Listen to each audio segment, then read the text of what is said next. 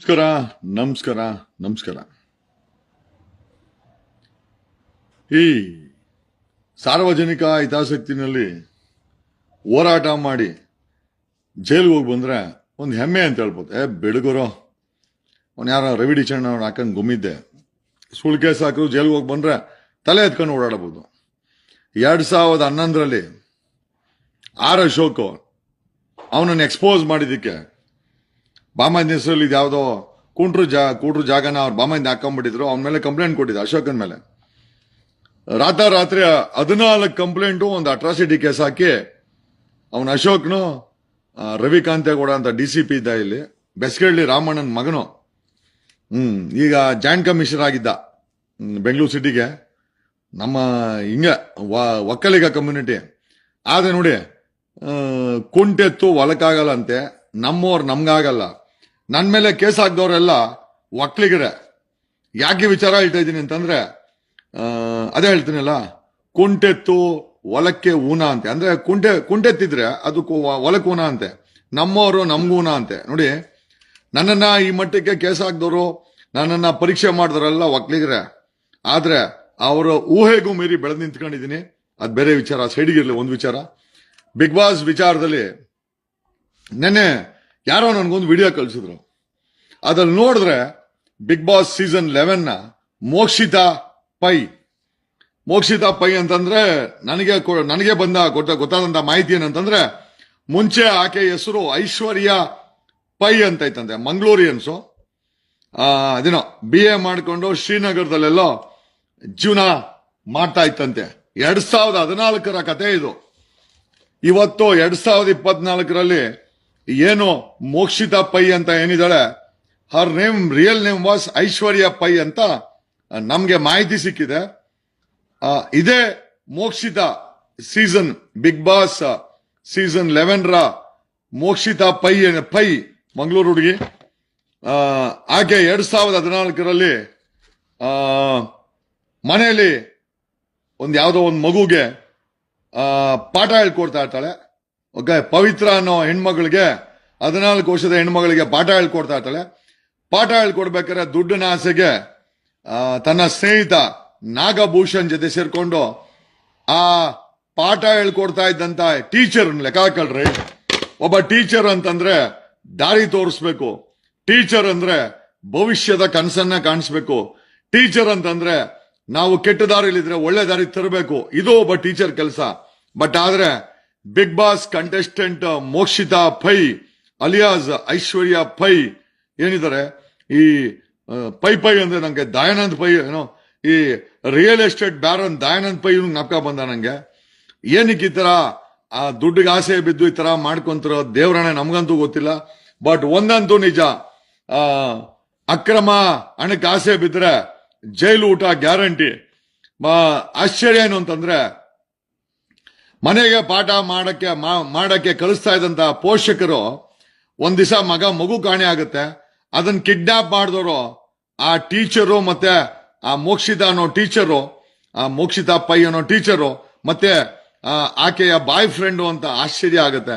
But ಇದನ್ನ ಬೆಂಗಳೂರು ಪೊಲೀಸರು, ಕರ್ನಾಟಕ ಪೊಲೀಸರು ಭೇದಿಸ್ತಾರೆ. ಪ್ರಶ್ನೆ ಏನಪ್ಪ ಅಂತಂದ್ರೆ, ಈ ರೀತಿ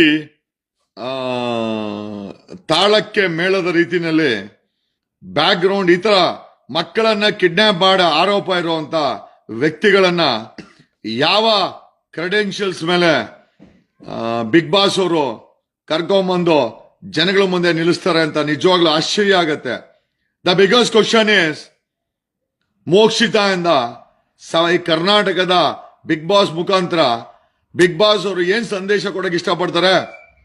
ಒಬ್ಬ ಮಕ್ಕಳ ಕಿಡ್ನಾಪರ್ ಆರೋಪ ಹೊತ್ತಿರೋ ಮೋಕ್ಷಿತಾ ಮತ್ತೆ ಆಕೆ ಬಾಯ್ ಫ್ರೆಂಡ್ ನಾಗಭೂಷಣ್ ಏನಂತ ಪ್ರೆಸೆಂಟ್ ಮಾಡ್ತಾರೆ?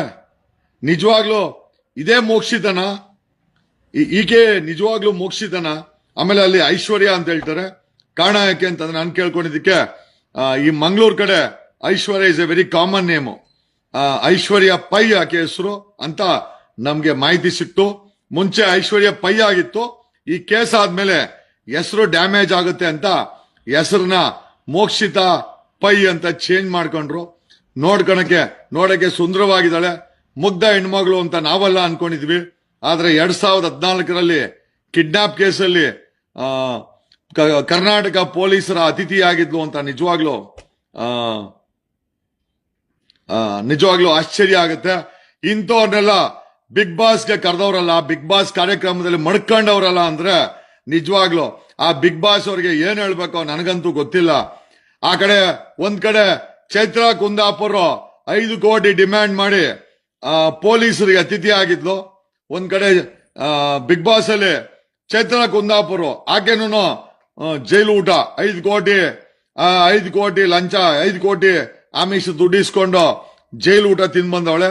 ಇಲ್ಲಿ ಮೋಕ್ಷಿತಾ ನೋಡಿದ್ರೆ 2014ರಲ್ಲಿ ತನ್ನ ಸ್ನೇಹಿತ ನಾಗಭೂಷಣ್ ಜೊತೆ ಟ್ಯೂಷನ್ ಬರ್ತಾ ಇದ್ದಂತ ಮಗುವನ್ನ ಕಿಡ್ನಾಪ್ ಮಾಡಿ ಜೈಲು ಊಟನ ತಿಂದು ಬಂದಿರೋಂತ ಮೋಕ್ಷಿತಾ. ನಮಗ್ ಗೊತ್ತಿಲ್ಲ, ಇಂಥ ಕ್ರಿಮಿನಲ್ಸ್ ಬ್ಯಾಕ್ ಗ್ರೌಂಡ್ ಇರೋಂತ ಕರ್ಕೊಂಬಂದು ಬಿಗ್ ಬಾಸ್ ಅವರು ಏನ್ ಸಂದೇಶ ಕೊಡ್ತಾರೆ ದೇವರೇ ಬಲ್ಲ. ಇದರ ನಿರೂಪಕರು ಐ ಥಿಂಕ್ ಸುದೀಪ್ ಅವರು ಯೋಚನೆ ಮಾಡಬೇಕು. ಕನಿಷ್ಠ ಮಾನದಂಡಗಳನ್ನ ಇಟ್ಕೊಂಡು ತಗೊಂಬನ್ನಿ, ಸಮಾಜಕ್ಕೆ ಒಂದು ಸಂದೇಶ ರವಾನೆ ಆಗುವಂತ ಒಂದು ಪ್ಲಾಟ್ಫಾರ್ಮ್ ಇದು. ಬಿಗ್ ಬಾಸ್ ಅಂದ್ರೆ ನಿಮ್ಮ ಉಚ್ಚಾಟ ಮರೆಯಕ್ಕಂತೂ ಅಲ್ಲ. ಈ ಬಿಗ್ ಬಾಸ್ ಅನ್ನೋದು ಒಂದು ಸಾರ್ವಜನಿಕವಾಗಿ ಆಕರ್ಷಣೆ ಆಗಿರುವಂತ ಪ್ಲಾಟ್ಫಾರ್ಮ್ ಅಲ್ಲಿ ಇಂಥ ಕ್ರಿಮಿನಲ್ಸ್ ಗಳನ್ನ ಮಡ್ಕೊಂತಿರಲ್ಲ, ಅಥವಾ ಇಂಥ ಕ್ರಿಮಿನಲ್ಸ್ ಗಳನ್ನ ತಗೊಂಬಂದು ಆಟ ಆಡಿಸ್ತಿರಲ್ಲ. ಇಲ್ಲಿವರೆಗೂ ಬಿಗ್ ಬಾಸ್ ಅಲ್ಲಿ ಮೋಕ್ಷಿತ ಯಾರಿಗೂ ಗೊತ್ತಿರ್ಲಿಲ್ಲ. But she is been exposed. Mokshitha ನೋಡ್ಲೆ ಎಕ್ಸ್ಪೋಸ್ ಆಗಿದ್ದಾಳೆ. ಏನೇ ಸ್ನೇಹಿತರೆ, ಇಂಥ ಕ್ರಿಮಿನಲ್ಗಳಿಗೆ ಬಿಗ್ ಬಾಸ್ ಅಲ್ಲಿ ಜಾಗ ಇದೆ ಅಂತಂದ್ರೆ ಇದಕ್ಕಿಂತ ಆಶ್ಚರ್ಯ ಬೇಕಾ? ಆಮೇಲೆ ಆಕೆಯ ಹೆಸರು ಐಶ್ವರ್ಯ ಪೈ ಅಂತೆ. ಈಗ ಮೋಕ್ಷಿತ ಪೈ ಅಂತ ಮಾಡ್ಕೊಂಡಿದ್ದಾಳೆ. ತನ್ನ ಸ್ನೇಹಿತ ನಾಗಭೂಷಣ್ ಜೊತೆ ಸೇರ್ಕೊಂಡು ಟ್ಯೂಷನ್ ಬರ್ತಾ ಇದ್ದ ಮಗುನೇ ಕಿಡ್ನಾಪ್ ಮಾಡಿ ಜೈಲು ಊಟ ಮಾಡಿದಂತ ಮೋಕ್ಷಿತ ಇವತ್ತು ಮುಗ್ಧ ಬಿಗ್ ಬಾಸ್ ಹೆಣ್ಮಗಳು. ಇಲ್ಲಿವರೆಗೂ ಬಿಗ್ ಬಾಸ್ ಮನೇಲಿ ಇದ್ದಾಳೆ ಅಂತಂದ್ರೆ ಇದಕ್ಕಿಂತ ಆಶ್ಚರ್ಯ ಬೇಕಾ? ದ ಬಿಗ್ಗೆಸ್ಟ್ ಕ್ವಶನ್ ಏನು ಅಂತಂದ್ರೆ, ಇಂಥ ಕ್ರಿಮಿನಲ್ ಹಿನ್ನೆಲೆ ಉಳ್ಳಿರೋರು ಈ ರೀತಿ 5 ಕೋಟಿ ಡಿಮ್ಯಾಂಡ್ ಮಾಡಿದಂತ ಐ ಥಿಂಕ್ ಚೈತ್ರಾ ಕುಂದಾಪುರ್ ಆಗಿರ್ಬೋದು, ಮಗುವನ್ನೇ ಕಿಡ್ನಾಪ್ ಮಾಡಿ 25 ಲಕ್ಷಕ್ಕೆ 2014ರಲ್ಲಿ demand ಇಟ್ಟಂತ Mokshitha Pai alias Aishwarya pi, ಇಂಥವರೆಲ್ಲ big boss ಅಲ್ಲಿ ಸಮಾಜಕ್ಕೆ ಏನ್ ಸಂದೇಶ ಕೊಡ್ತಾರೋ ದೇವರೇ ಬಲ್ಲ. ಏಡುಕೊಂಡಲವಾಡ ವೆಂಕಟರಮಣ ಗೋವಿಂದ ಗೋವಿಂದ, ಏಡುಕೊಂಡಲವಾಡ ವೆಂಕಟರಮಣ ಗೋವಿಂದ ಗೋವಿಂದ. ನನಗೆ ಗೊತ್ತಿಲ್ಲ ಇದರ ನಿರೂಪಕರಾದಂತ ಐ ಥಿಂಕ್ ಸುದೀಪ್ ಅವರು ಇದನ್ನೆಲ್ಲ ಹೆಂಗ್ ಜೀರ್ಣ ಮಾಡ್ಕೊಂಡು ಪ್ರೆಸೆಂಟ್ ಮಾಡ್ತಾರೋ ದೇವರೇ ಬಲ್ಲ. ಏನೋ ಒಂದಂತೂ ನಿಜ ರೀ, ಸಮಾಜದಲ್ಲಿ ಸ್ಪಷ್ಟ ಸಂದೇಶ ಕೊಡುವಂತವ್ರು, ಸಮಾಜಕ್ಕೆ ಒಂದು ಒಳ್ಳೆ ಕೆಲಸ ಮಾಡೋಂಥವ್ರನ್ನ ಬಿಗ್ ಬಾಸ್ ತರಬೇಕೆ ಹೊರತು ಈ ರೀತಿ ಚೈತ್ರಾ ಕುಂದಾಪುರ್ ಮೊನ್ನೆ ನೋಡಿ, ಆಕೆಗೆ ಚೈತ್ರಾ ಕುಂದಾಪುರ್ಗೆ ಡೇಟ್ ಇತ್ತಂತೆ, ಬಂದವಳೆ ಈಚೆ ಕಡೆ ಬಂದು ಕೋರ್ಟ್ಗೆ ಹೋಗಿ ಏನೋ ಗನಂದಾರಿ ಕೆಲಸ ಮಾಡ್ದಂಗೆ ಇವರೆಲ್ಲ. ಕನಿಷ್ಠ ನಮ್ಮಂಗೆ ಹೋರಾಟ ಮಾಡಿದ್ರು ಪರವಾಗಿಲ್ಲ, ಹೋರಾಟ ಇಲ್ಲ, ಎಲ್ಲ ಪೀಕ್ಲಾಟ, ಎಲ್ಲ ಡಿಮ್ಯಾಂಡ್ ಮಾಡೋದು ನೋಡಿ. ಆ ಮೋಕ್ಷಿತ 25 ಲಕ್ಷ ಯಾರೋ ನಾಗಭೂಷಣ್ ಜೊತೆ ಸೇರ್ಕೊಂಡು ಟ್ಯೂಷನ್ ಬರ್ತಾ ಇದ್ದದ ಮಗುನೇ ಕಿಡ್ನಾಪ್ ಮಾಡಿ ಡಿಮ್ಯಾಂಡ್ ಇಟ್ಟೋಳು ಬಿಗ್ ಬಾಸ್ ಕಂಟೆಸ್ಟೆಂಟ್. 5 ಕೋಟಿ ಟಿಕೆಟ್ ಕೊಡ್ಸಿ ಅಂತ ಕೇಳಿದವಳು ಇವಳು ಯಾರೋ ಚೈತ್ರ ಕುಂದಾಪುರ, ಅವಳು ಬಿಗ್ ಬಾಸ್ ಕಂಟೆಸ್ಟೆಂಟ್. ಆ ಬಿಗ್ ಬಾಸಿನ ಇಮೇಜ್ ನ ಏನ್ ಮಾಡ್ಬೇಕು ಅಂತ ಅವ್ರಿಗೆ ಗೊತ್ತಿಲ್ಲ ಅಂತ ಹೇಳುತ್ತಾ ಲೈವ್ ನ ಮುಗಿಸ್ತಾ ಇದೀನಿ. ಹಾಯ್ ಎಲ್ಲರಿಗೂ ಹಾಯ್. ಇವತ್ತು ಆ LNT ಪಕ್ಕದಲ್ಲಿ ರೋಡು ಮಾಡ್ತಾ ಇದ್ದಂತ ಎಕ್ಸಿಕ್ಯೂಟಿವ್ ಇಂಜಿನಿಯರ್ ಮೇಲೆ ಇವತ್ತು ಲೋಕಾಯುಕ್ತದಲ್ಲಿ ಕಂಪ್ಲೇಂಟ್ ಆಗಿದೆ. ಕೊಡಗೇಳಿ ಪೊಲೀಸ್ ಸ್ಟೇಷನ್ ಕಂಪ್ಲೇಂಟ್ ಆಗಿದೆ. ಬಕಾಸುರ್ ತರ ನಮ್ಮ ದುಡ್ಡನ್ನ ತಿಂತಾ ಇರುವಂತ BBMP ಅಧಿಕಾರಿಗಳನ್ನ ಮಟ್ಟ ಹಾಕುವಂತ ಸಮಯ. ದಯಮಾಡಿ ಜನ ಎಚ್ಚೆತ್ತುಕೊಳ್ಬೇಕು. ಯಾವ್ದಾದ್ರು ಅನಧಿಕೃತವಾಗಿ ಅನ್ವಾಂಟೆಡ್ ವರ್ಕ್ಗಳನ್ನ ಈ BBMP ಅಧಿಕಾರಿಗಳು ಕಾಸು ಮಾಡಕ್ಕೆ ಮಾಡ್ತಾರೆ. ದಯಮಾಡಿ ಎಚ್ಚೆತ್ಕೊಳ್ಳಿ ಅಂತ ಹೇಳುತ್ತಾ ಐ ಥಿಂಕ್ ಸುಮಾರು ದಿವಸ ಆಯ್ತು ಲೈವ್ ಬಂದು, ಇವತ್ತು ಸಹ ಬ್ಯುಸಿ ಇದೆ. ಬಟ್ ಸ್ಟಿಲ್ ಬಿಗ್ ಬಾಸಿನ ಸೀಸನ್ 11ರ ಮೋಕ್ಷಿತಾ ಪೈ ಅಲಿಯಾಸ್ ಐಶ್ವರ್ಯ ಪೈ ಅವರ ಇತಿಹಾಸ ನೋಡಿ ಅಯ್ಯೋ ದೇವ್ರೆ, ಈ ಹುಡುಗಿ ಈ ತರ ಇದ್ದಾಳ, ಇಂಥವ್ರನ್ನೆಲ್ಲ ಕರ್ಕೊಂಬಂದ್ ಬಿಗ್ ಬಾಸ್ ಬಿಟ್ಟಿದ್ರ. ಡೈರೆಕ್ಟರ್ ಪ್ರಕಾಶ್ ಅವ್ರೆ, ಏನ್ ಸಂದೇಶ ಕೊಡ್ತಾ ಇದೀಯಾ ಗುರು? ಬಿಗ್ ಬಾಸ್ ಅಲ್ಲಿ ಇಂತ ಕ್ರಿಮಿನಲ್ ಹಿನ್ನೆಲೆ ಇಟ್ಕೊಂಡ್ರು. ಚೈತ್ರಾ ಕುಂದಾಪುರ್ 5 ಕೋಟಿ ಡೀಲು. ಈ Mokshitha Pai alias Aishwarya pi 25 lakh demand. 2014ರಲ್ಲಿ ಜೈಲೂಟ. Chaitra Kundapur ಮೊನ್ನೆ ಜೈಲೂಟ. ಇಂಥ ಜೈಲೂಟ, ಇಂಥ ರ್ಯಾನ್ಸಮ್, ಇಂಥ ಕಿಡ್ನಾಪರ್ಗಳನ್ನ ಬಿಗ್ ಬಾಸ್ ಕರ್ಕೊಂಬಂದು ಬಿಗ್ ಬಾಸ್ ಅವರು ನಮ್ಮ ಕರ್ನಾಟಕ ಜನತೆಗೆ ಏನು ಸಂದೇಶ ಕೊಡ್ತಾ ಇಲ್ಲ. ನಿಜವಾಗ್ಲೂ ಜನ ನಿಮ್ಮನ್ನ ಉಗಿದಿರೋದು ನೀವು ಎಚ್ಚೆತ್ಕೊಬೇಕು. ಜನ ನಿಮ್ಮನ್ನ ಉಗಿಯಕ್ ಮುಂಚೆ ಎಚ್ಚೆತ್ಕೊಬೇಕು ಅಂತ ಹೇಳ್ತಾ ಈ ಲೈವ್ ನ ಮುಗಿಸ್ತಾ ಇದ್ದೀನಿ. ಭ್ರಷ್ಟಾಚಾರನ ಕಡಿವಾಣ ಹಾಕ್ತೀವಿ. ನಾನು ಹೇಳ್ದಲ್ಲ, the day I become CM, ಕರ್ನಾಟಕದಲ್ಲಿ 1 ವಾರದಲ್ಲಿ ಎಲ್ಲ ಟೋಲ್ ಗೇಟ್ಗಳು ಕಾಣೆಯಾಗುತ್ತೆ.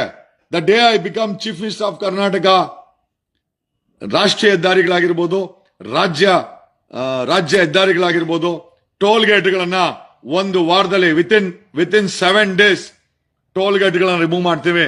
The day I become CM of Karnataka, I will remove, our government will remove the toll gates from national highways as well as state highways. ನೀವು ಟ್ಯಾಕ್ಸ್ ಕಟ್ಟುವಂತ ಈ ದೇಶದ ನಾಗರಿಕರು ನಿಮ್ಮ ಹತ್ರ ವಸೂಲಿ ಮಾಡುವಂತ ಕಾರ್ಯಕ್ರಮವನ್ನ ಖಂಡಿತ ನಾನು ಮಾಡಿಸಲ್ಲ.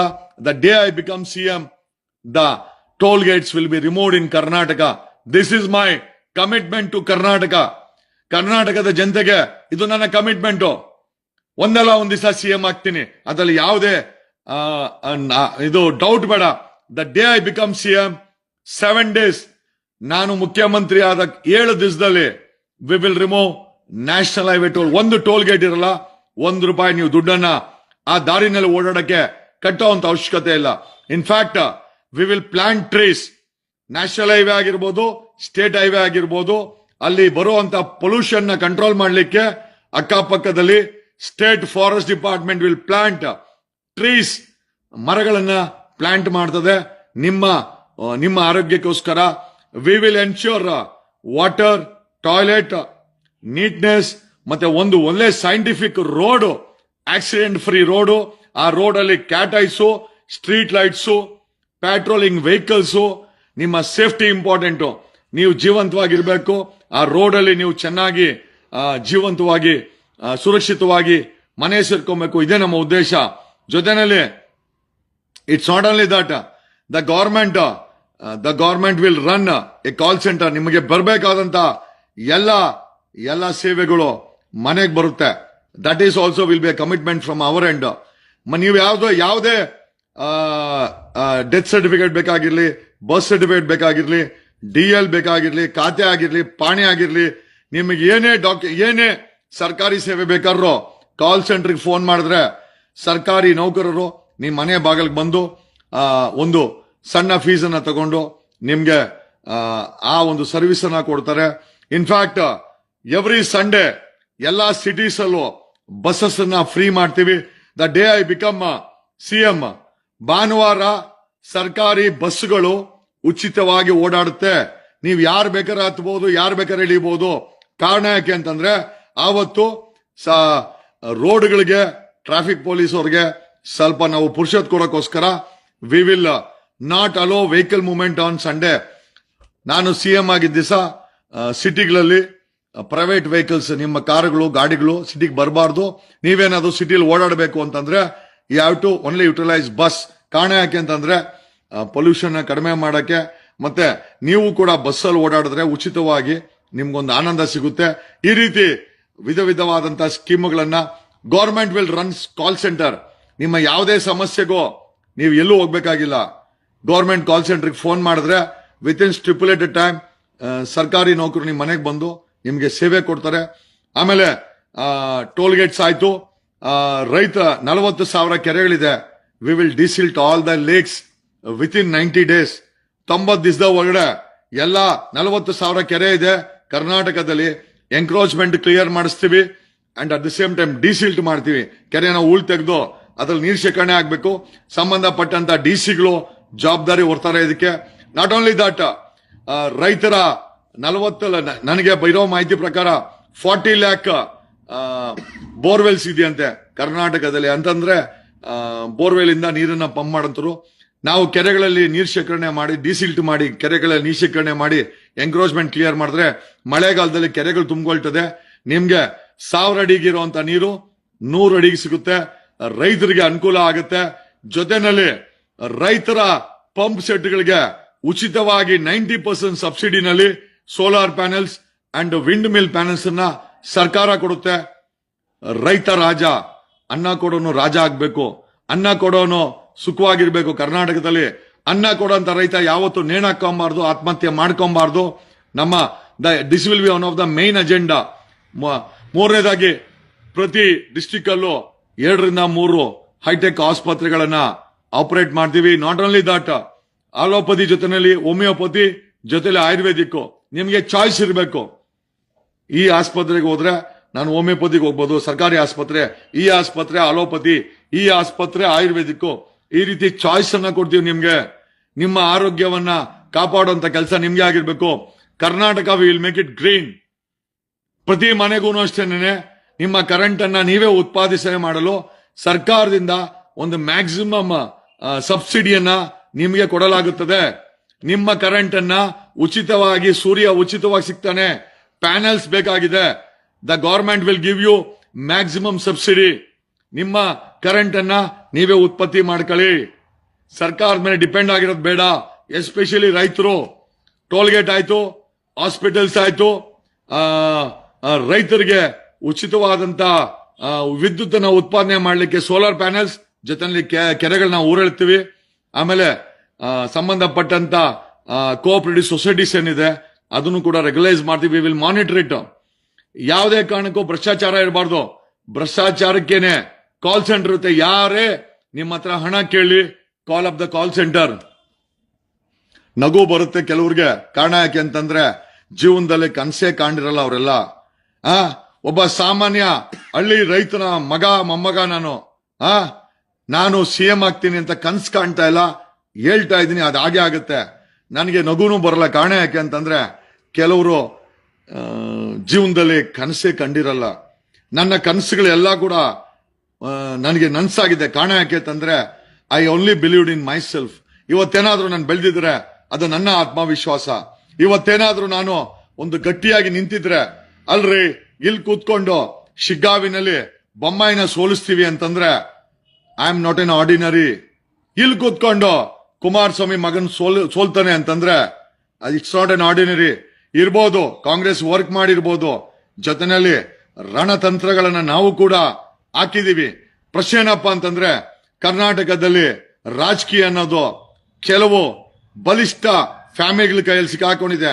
ಸಾಮಾನ್ಯ ಜನರ ಕೈಯಲ್ಲಿ ಅಧಿಕಾರ ಬರ್ಬೇಕನ್ನೋದೇ ನಮ್ಮ ಉದ್ದೇಶ. ವಿಧಾನಸೌಧಕ್ಕೆ ಸಾಮಾನ್ಯ ಜನ MLA ಆಗ್ಬೇಕು, ಪಾರ್ಲಿಮೆಂಟ್ಗೆ ಸಾಮಾನ್ಯ ಜನ MP ಆಗ್ಬೇಕು, ಸಾಮಾನ್ಯ ಜನರ ಕೈಯಲ್ಲಿ ಅಧಿಕಾರ ಬರಬೇಕು, ಸಾಮಾನ್ಯ ಜನ ನಿರ್ಧಾರ ಮಾಡಬೇಕು. ಆವತ್ತು ನಮ್ಮ ಕರ್ನಾಟಕ ಒಂದು ಕಸ್ತೂರಿ ಕರ್ನಾಟಕ ಆಗತ್ತೆ. ಏನ್ ಹೇಳಿದ್ದಾರೆ 12ನೇ ಶತಮಾನದಲ್ಲಿ ಬಸವಣ್ಣ ಇದನ್ನೇ ಹೇಳಿದ್ದು, ಏಕಮಂಟಪ ನಾವೆಲ್ಲರೂ ಒಂದೇ ಅಂತ. ಇವತ್ ನೋಡಿದ್ರೆ ನೀನ್ ಹಿಂದೂ, ನೀನ್ ಸಾಬ್ರು, ನೀನ್ ಕಿಚನ್ಸು, ನೀನ್ ಜೈನು, ಇವರು ಬತ್ತೀಕೋದು ಅಲ್ರಿ. 12ನೇ ಶತಮಾನದಲ್ಲಿ ನಾವೆಲ್ಲರೂ ಒಂದೇ ಅಂತ ಹೇಳಿದವನು. ಇವ ಯಾರವ, ಇವ ಯಾರವ, ಇವ ಯಾರವ, ಇವ ನಮ್ಮವ, ಇವ ನಮ್ಮವ, ನಮ್ಮೋನೆ. ಅದನ್ನೇ ಬಸವಣ್ಣ ಹೇಳಿದ್ದು, ಅದನ್ನೇ ಕುವೆಂಪು ಸಹ ಹೇಳಿದ್ದು. ಕುವೆಂಪುನ ಅದನ್ನೇ ಹೇಳ್ತಾರೆ, ಜೈ ಭಾರತ ಜನನೀಯ ತನುಜಾತೆ, ಜಯ ಹೇ ಕರ್ನಾಟಕ ಮಾತೆ, ಸರ್ವ ಜನಾಂಗದ ಶಾಂತಿ ತೋಟ ಅಂತೆ ಕರ್ನಾಟಕ. ಅದ್ ಹೆಂಗ್ರಿ ಬಣ್ಸಕ್ಕಾಗುತ್ತೆ? ಅದನ್ನ ಕುವೆಂಪು ಬಣ್ಸಿದ್ರು ನೋಡಿ, ಸರ್ವ ಜನಾಂಗದ ಶಾಂತಿ ತೋಟ ಅಂತೆ. ಇಲ್ಲಿರೋರೆಲ್ಲ ಹೂಗಳು. ಇವತ್ ನೋಡಿದ್ರೆ ವಿಷ ಹಾಕಕ್ಕೆ ಈ CT ರವಿ ಅಂತವ್ರು, ಇವನ್ ಎತ್ತಾಳ್ ಅಂತವ್ರು, ಮನೆ ಹಾಳ್ರು. ಇರ್ಲಿ, ಏನೇ ಮಾಡಿದ್ರು ಕೂಡ ಅದನ್ನ ಹಿಡಿದಿಡಕ್ಕೆ ಮೇಲೆ ಒಂದು ದಿವ್ಯ ಶಕ್ತಿ ಇದೆ. ಅದು ಎಲ್ಲದನ್ನು ಮಾಡ್ತಾ ಇದೆ.